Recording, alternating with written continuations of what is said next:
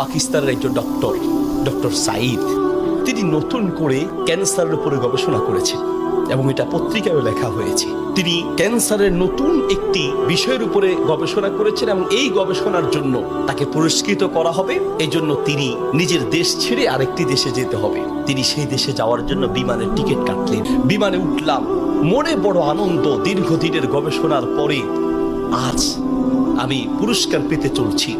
বিমানে ওঠার পরে 1 ঘন্টা কোন রকম বিমান চলার পরেই আমাদেরকে পাইলট বলল যে আপনারা বেল শক্ত করে বাঁধেন, কারণ বিমানের যান্ত্রিক ত্রুটির কারণে সামনে আগাতে পারবে না। আশেপাশের যে কোনো একটা এয়ারপোর্টে আমরা সুযোগ পেলেই সেখানে ল্যান্ড করব।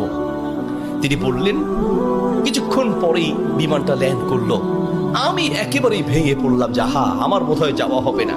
বিমান ল্যান্ড করার পর জিজ্ঞেস করলাম এটা কি যাবে? বলছে যে ত্রুটি, আজকে যাবে না। তাড়াতাড়ি বলছেন যে আমি সেই বিমান বন্দরে বিমান থেকে নেমে চলে গেলাম ইমিগ্রেশন কাউন্টারে, গিয়ে বললাম যে আমি তো ওই জায়গায় যেতে চাই।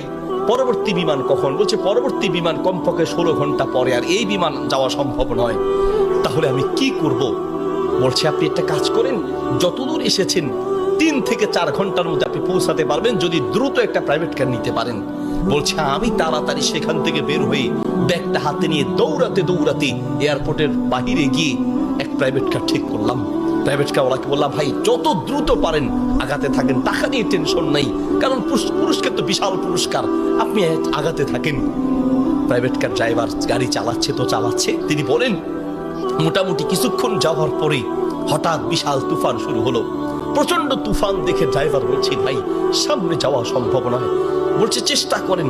বলছে দেখছেন কি অবস্থা, রাস্তাঘাট সব গাছপালা ভেঙে রাস্তায় পড়ে আছে। যখন তুফান আরো প্রচন্ড বাড়তে লাগলো আমি অবশেষে নিরাশ হয়ে বললাম যে জীবন বাঁচানো দরকার, পুরস্কার দিয়ে কি হবে, নিজেই যদি মরে যাই থাক, পুরস্কার চিন্তা নাই, সামনে যাওয়ার দরকার নেই।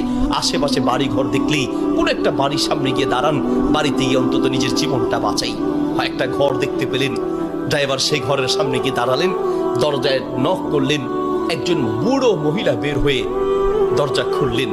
বলছে বুড়িমা আমরা মেহমান বিপদে পড়েছি, বাহিরে তুফান চলছে, একটু আশ্রয় চাই, কোনো পুরুষ থাকলে বলেন। বলছে ভিতরে চলে আসেন, কোনো পুরুষ আমার ঘরে নাই, তবে আপনারা বসেন, নিশ্চিন্ত থাকেন, আমি আপনাদের মেহমানদারির ব্যবস্থা করি। বলছে ঘরে পুরুষ নেই তো, কোথায় গিয়েছে?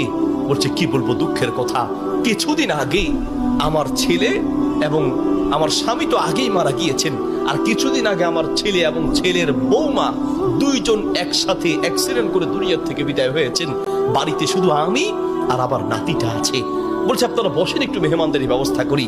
মেহমানদারি হিসেবে কিছু খাবার দিয়ে ডক্টর সাইদের সামনে দিলেন, আর বুড়িমা তিনি নামাজে দাঁড়ালেন। নামাজ শেষের দিকেই তার নাতি হাউমাউ করে চিৎকার করে কান্না শুরু করলেন। প্রথম থেকে কাঁদছেন অল্প, আস্তে আস্তে, পরে প্রচন্ড চিৎকার। ডক্টর সাইদ বলেন বুড়িমা আপনি কি করছেন, একটু নাতিটাকে নিয়ে আসেন, এইভাবে কাঁদছে কেন? পরে নাতিটাকে কোলে করে নিয়ে আসলেন। ডক্টর সাইদ জিজ্ঞেস করলেন যে তার চেহারা পুরো নীল হয়ে আছে, তার কারণটা কি, ওর কি রোগ হয়েছে? বলছে ডাক্তার সাহেব কি বলবো, দুঃখের কথা, আল্লাহ আমাকে পরীক্ষা করছেন। আমার স্বামী তো অনেক আগেই দুনিয়া থেকে বিদায় হয়েছে, আমার সম্বল ছিল আমার ছেলে, সেই ছেলেটাকে আল্লাহ নিলেন, ছেলের বৌমাকেও নিয়ে গেলেন। আমার এই নাতিটা কোন রকমে আমার কাছে ছিল, তাই সে যায় নাই, এই জন্য অ্যাক্সিডেন্ট করে তারা মারা গিয়েছে, কিন্তু ছেলেটা রয়ে গেল।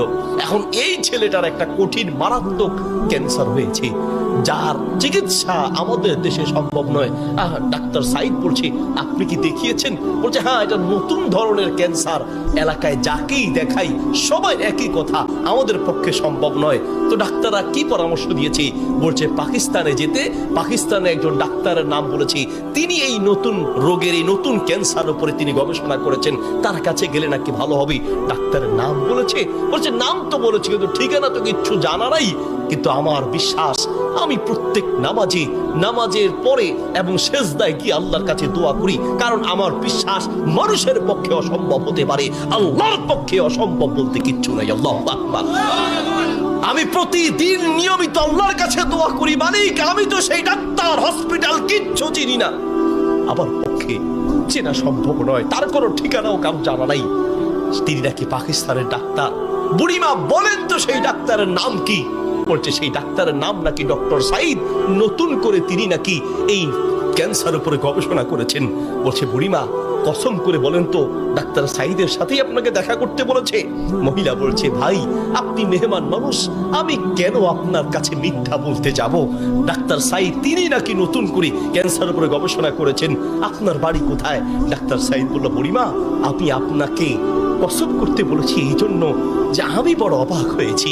আল্লাহ যে বান্দার দোয়া কিভাবে কবুল করেন, আল্লাহ যে মানুষের দোয়া কিভাবে কবুল করেন, আমি এখন বুঝতে পেরেছি কেন আমার বিমান নষ্ট হয়েছে। আমি এখন বুঝতে পেরেছি কেন আমি প্রাইভেট কারে উঠেছি। আমি এখন বুঝতে পেরেছি কেন তুফান শুরু হয়েছে। আমি এখন বুঝতে পেরেছি লক্ষ লক্ষ বাড়ি ঘর থাকতে কোথাও না গিয়ে আপনার বাড়িতে কেন এসেছি।